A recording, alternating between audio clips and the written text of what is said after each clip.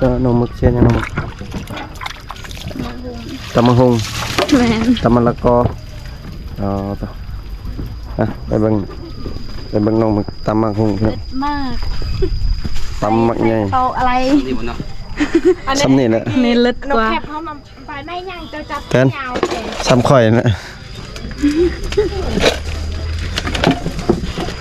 เดี๋ยวซ้ำนิ้วก้อยนะอันนี้ไม่ร้อยเนาะ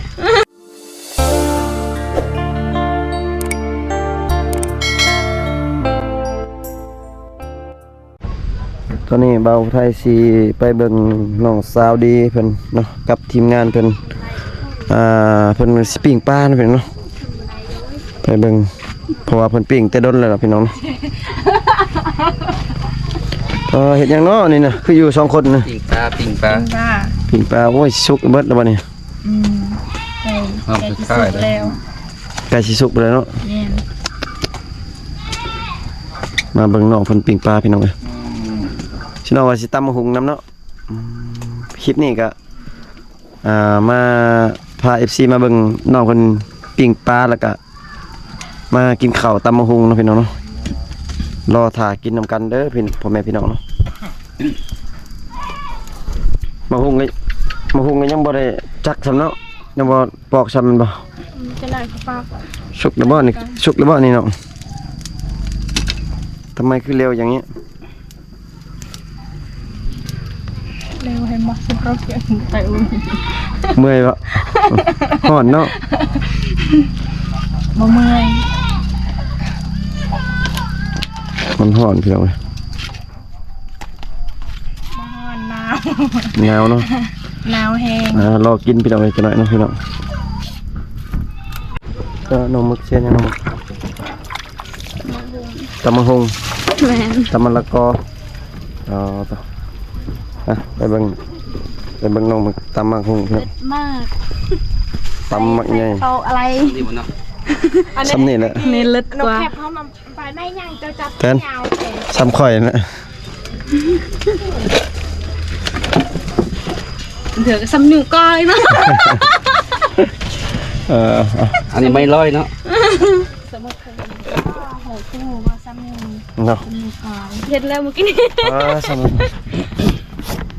เป็นสีตำมะฮุงพี่น้องตำมะฮุงตำมะละกอ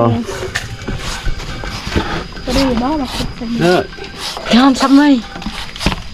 กูบิว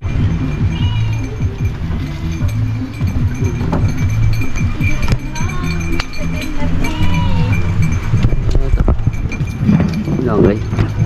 เช้านี้เป็นนั่งคักนั่งแน่พี่น้องนั่งพิงไผ่นั่งพิงไผ่เนาะเป็นว่าตั้งมกตั้งใจนั่งพิงไผ่ปิ้งปลาคนละปลาต้องปิ้งปลาให้ FC เนาะ FC ของ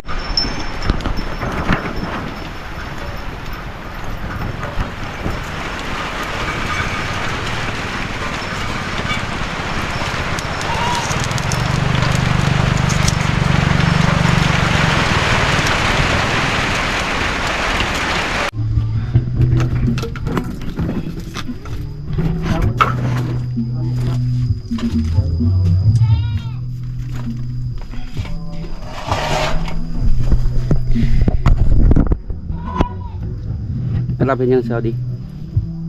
บ่เจ้ากำลังเห็นยังปิ้งปลาเนาะ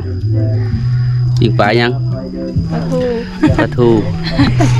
ปิ้งปลาทูเลยหลังจากปิ้งแล้วสิกินกับยังมาดิตำมะฮุงเนาะแต่ว่าตอนนี้เนาะน้องเช้าดีเพิ่นกำลังปิ้งปลาทูกินกับตำมะฮุงอาหารเที่ยงเนาะแม่ตำมะฮุง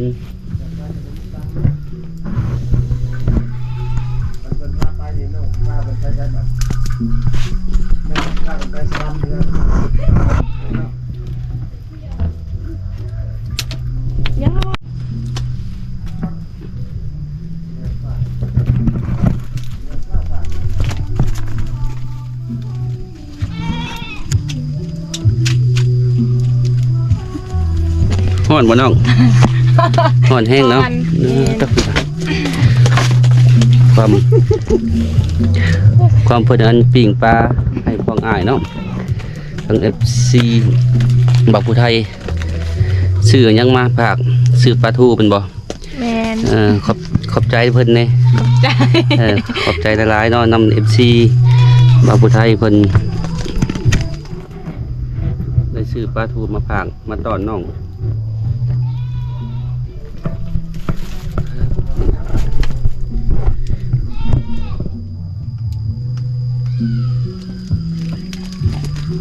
เป็นอะไรพี่น้องภาพเสียงได้จะบ่บ่ข้างบ่ภาพบ่ข้างบ่มันบ่เด้อการภาพ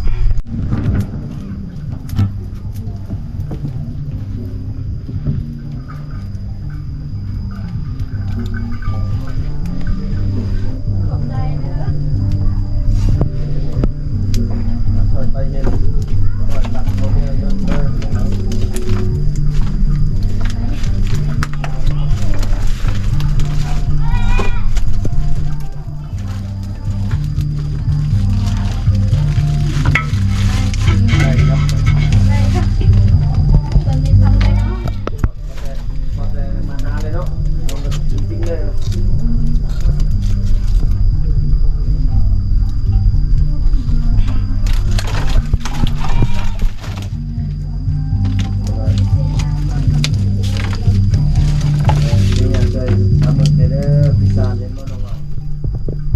ว่าเพื่อนกำลังทำประธาน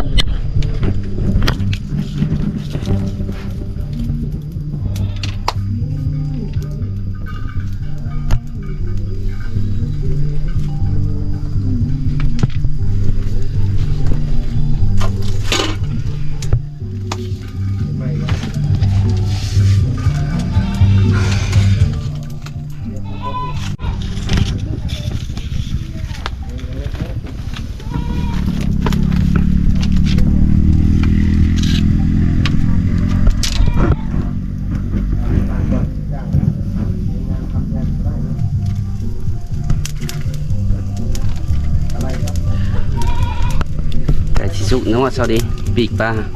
แมนไก่ กะสิสุกเลยเนาะหลังจากกินข้าวปีกปลาสุกกินข้าวแล้วสิไปใส่ต่อบ่นี่ ไม่ได้ไปใส่ แล้วไปใส่ แมน อยู่เฮือนเนาะ แมน เรียกว่าหาตำข้าวตักน้ำตอนนี้ก็เช้า ซาวกินไทย เช้าดีได้พิงไผ่เนาะเช้าดีเพิ่นอยู่นั่งปีกปลาอยู่คนเดียวเนาะหรือว่าปีกถ่าย FC ปิ่งบักโดนยังมาทันแล้วเนาะเพราะว่าปลากระไรนี่ปลาก็เป็นปลาทูเนาะเป็นปิ่งไว้ท่า FC เพิ่นทั้งหลายสำหรับ FC เพิ่นก็นั่งอยู่ในเฮือนแต่ว่าเช้าดีป้าว่าตั้งใจนั่งปิ่งปลาอยู่คนเดียวเนาะเพิ่นว่าหลังจากปิ่งปลาแล้วก็สิไปซ่อนเนาะเพราะว่าตอนนี้คนเกิดกระลำตกเพิ่นว่าเพิ่นจะไปซ่อนปลาอีกหรือว่าไปซ่อนกุ้งเนาะแม่นบ่เช้าดี แมน มันหิวข้าวแล้ว หมด มันหิวข้าวแล้ว หิวข้าวแม่นอะไรกูไปถามมึงตลอดนะ ทำเพราะนาทีแบบ ปกติ 60ขึ้นไปหรอก ฉะนั้นแล้วกูจะเฮ็ดสุดท้ายมันตัด มันฮอนแล้วเฉพาะมันกิน นั่นน่ะคลิปมันคือคลิปสั้น แล้วกูพาเบิ่งเอาคือว่าสั้นๆได้ป่าวะ บ่สั้นกูจะ โอ้พี่น้อง เป็น10นาทีกว่าไป แหนริงไว้ซา เจ็บบ่น้อง คลิป เจ็บบ่ซ้ำเจ็บอันนั่นติฮะบ่ซ้ำเจ็บเหยียบน้ำติเหยียบน้ำยังเจ็บกว่าติ บ่อันนี้เจ็บกว่า อันนี้เจ็บกว่าอีก เหยียบน้ำม่วน เหยียบน้ำม้วนอีกโอ้ยตายแล้วตังนี่ตำแจ่วพี่น้องเว้ยเพื่อสิปรุงมาหุงมันบ่ แม่ น้องสาวดีเพิ่นตำแจ่วสิปรุงพี่น้องแต่ว่าทางล่างแม่นน้องสาวหมึกเพิ่นขูดมะฮุ่งอยู่พี่น้องขูดมะละกอเนาะเพื่อสิตำสู่ทีมงานกินพี่น้องเอ้ย เอ๊ะมันมีเหมือนเราเนาะ บ่มีมะนาวบ่บ่มีมะขามบ่ ใช่ไอ้ว่ามีอยู่รถพุ่งนะ มะนาวบ่ได้ เอาไว้แล้ววันนี้ ใส่ สียดายเลยเนาะบ่มีมังนาวมันก็บ่ได้แล้วนี่ พี่มะนาวน้องอยู่เฮือนบ่ติมะนาวน้องอยู่เฮือนบ่ อยู่เฮือนน้องก็มีมังนาว บ่มี กกมันมังนาวน้องเด้มังนาวน้องไม่ โอ้ อยู่ พี่ฮะเอ้ยมักนาวจูระวังมันไก่เนาะ อยู่ไส อุ้ยค่ะมันอยู่ป่าบ่เก๊ใกล้ๆนี่ขี่รถบ่ฮอด10 นาที สา ก้อนน่ะบ่มีมักนาวซื้อบ่แซ่บ อ่า ไปหูเจ้าหูบ่ มักนาวมันน่ะอันนั้น โอ้ เลย โอเคบ้านผู้บอกบ้านโรงงานบ้านนะมึง อย่าหมูจ้ะ บ้านเนี่ยไก่มันไงเออ ตอนนี้มักนาวเพิ่นอยู่บ้านเพิ่นบ่มีพี่น้องเพิ่นว่าสิไปเอาอยู่ป่าอีกสิให้ทีมงานได้ไปเอา ทีมงานไปเอากับน้องสาวหมึกเด้อน้องได้บ่น้องหมึกติดคิวเลยพี่น้องแล้วบ่น้องโคตรนี่ แล้ว พอแล้วบ่ พอแล้ว อ้าวพอตำลงมือเลยบัดนี้บ่มีมักนาวมันบ่ ให้เพิ่นตำ น้องก็บ่ตำซะ เพิ่นตำแจ่วเลยนะเพิ่นตำเลย อ้าวจัดการเร็ว เขาเฮ็ดแล้วให้เขาเฮ็ดเลย จังซั่นว่า แม่น ยิ้มหน่อย เฮ็ดยังเฮ็ดน่ะบ่ ถ้ากินพี่น้อง เฮ็ดยัง ถ้ากินเด้อพ่อแม่พี่น้องเนาะทีมงานรอถ้ากินพี่น้องให้น้องไปเอามังนาวก่อนเนาะ ยันบ่แซ่บมักนาวนั้น ใช่มังนาวบอกแซ่บเหมือนแล้ว มันเป็นมักนาวนั่นน่ะ มะนาวนิดหน่อย มักนาวเหยาะพอบ มังนาวหน่อยฮะมันนาวหยอกพอบ มักนาวเหยาะพอบ โอ้เฮ็ดแล้วสามึกว่ะมังนาวยังหยอกพอบมังนาวน้อยบ่น้อยบ่ มักนาวตัวเป็นมุนๆตัวใหญ่เด้อ มักหยังเพิ่น อ้าวก็แซ่บแล้วมังนาวยังใหญ่ มักนาวเหยาะพอบ ไม่ยังหยอกพอบแทน มะนาวซีมะนาวซี ตัวพี่น้องแล้วตำมะฮุงกับยังเนาะ กับปลาทู เปียกปิ่งปลาทูเนาะลองฟาวกันนิดแซ่บหรือบ่แซ่บลองชิมเบิ่งมื้อนี้ล่ะพี่น้องเอาไปเนาะ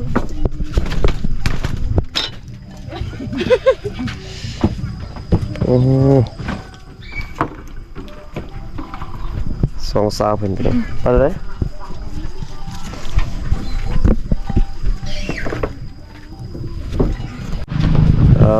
พี่น้องเรียบร้อยเนาะน้องสาวหมึกกับน้องสาวดีเพิ่น เฮ้ยลงไปรถอยู่ เฮ็ดกิน จะรัก พี่น้องแซ่บอยู่บ่น้อง ฮะ แซ่บอยู่บ่นี่ แซ่บ แซ่บ แซ่บแห้ง แซ่บซ้ำผู้เฮ็ดอยู่บ่ กว่าอีกแซ่บกว่าผู้เฮ็ดอีก บ่โทแซ่บกว่าผู้เฮ็ดอีกน้องมาพ่อแม่พี่น้องมามีปลาทูแล้วก็ตำบักหุ่งแล้วก็ ผักอีเลิศ ผักอีเลิศเนาะผักบักเลิศบ่แม่นอีเลิศ ผักบักเลิศ ผักบักเลิศเนาะ แบ่งกูแน่ มาพี่น้องมา แม่เลย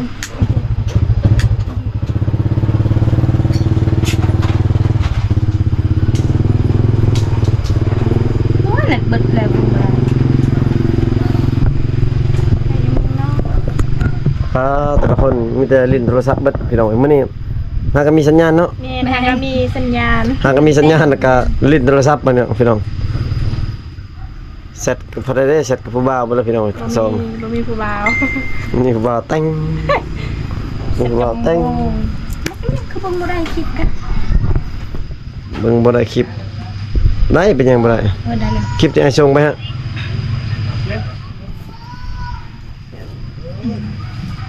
กินแล้วไหมเนาะ เอาเพิ่นมากัน เพิ่นไปไส โอ้ยันเราไปถ่ายจ้ะ โอ้กินท่าลงมือท่าลงท่าเลยบ่เบิดกินรถ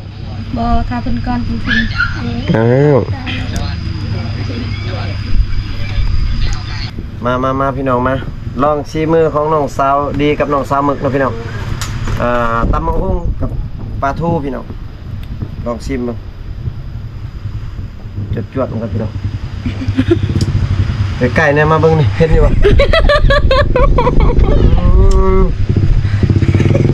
เผ็ดแห้ง โคตรเผ็ดเลยพี่น้องจนแดงเนาะตั้งเผ็ดร้านเอาลงเบิ่งนี่ปอเนาะแดงเลยเนาะ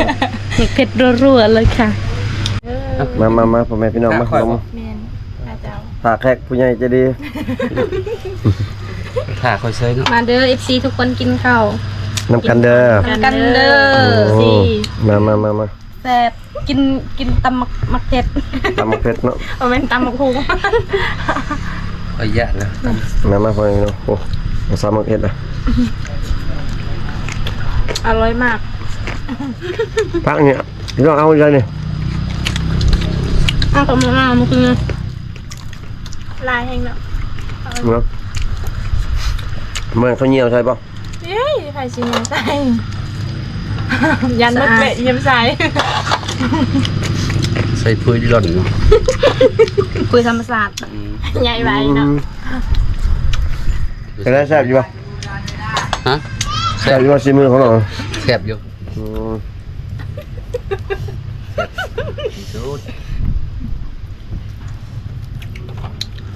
จะเห็ดคือมันอ่ะ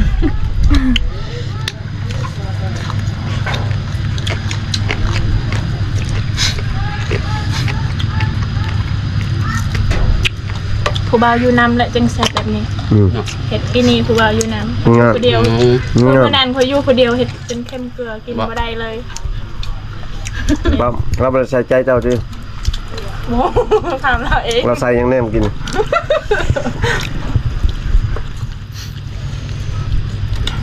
ใส่ถุงยางบ่ ใส่ตะลังกะเต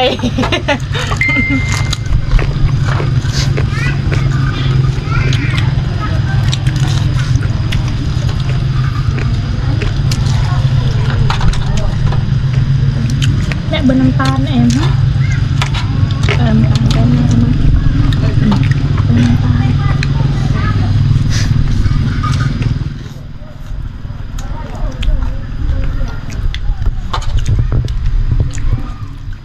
ปลาเอาใจ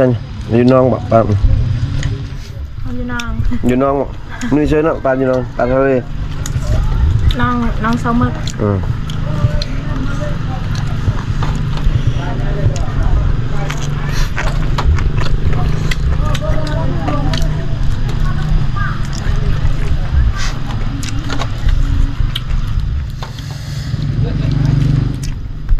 กินในลายเด้อกูเบาเอ้ย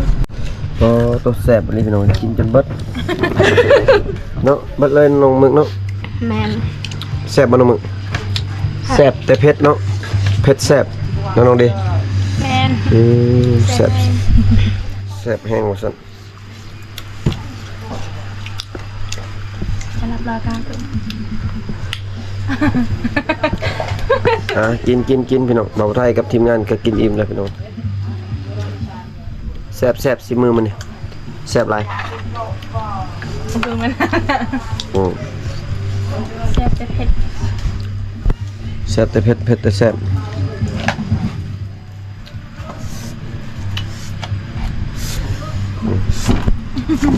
แซ่บอ่ะ เพื่อหมึกเลยนะมึง ไปเลยได้เลย อ้าวคิดไหม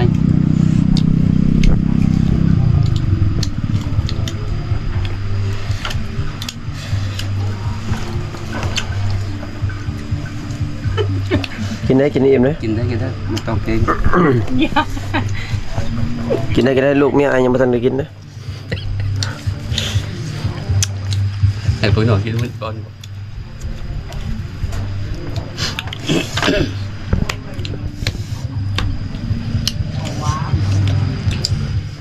แสบจนเบิดเนาะจนเกลี้ยง จะแย่ราคากันหมดกินแฮมเบอร์เดย์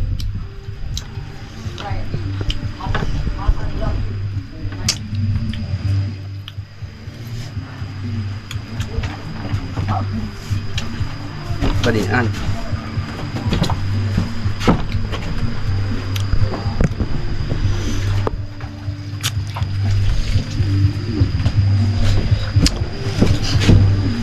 กินแล้วว่าน้องมึง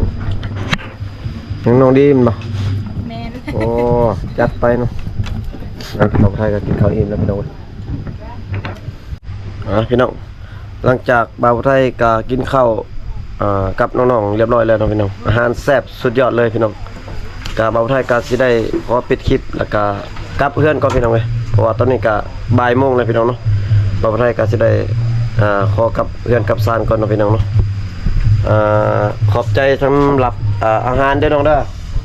แซ่บมันนี่สุดยอดเนาะเจอกันคลิปหน้าเนาะพ่อแม่พี่น้องเนาะเอาบ๊ายบาย FC เนาะ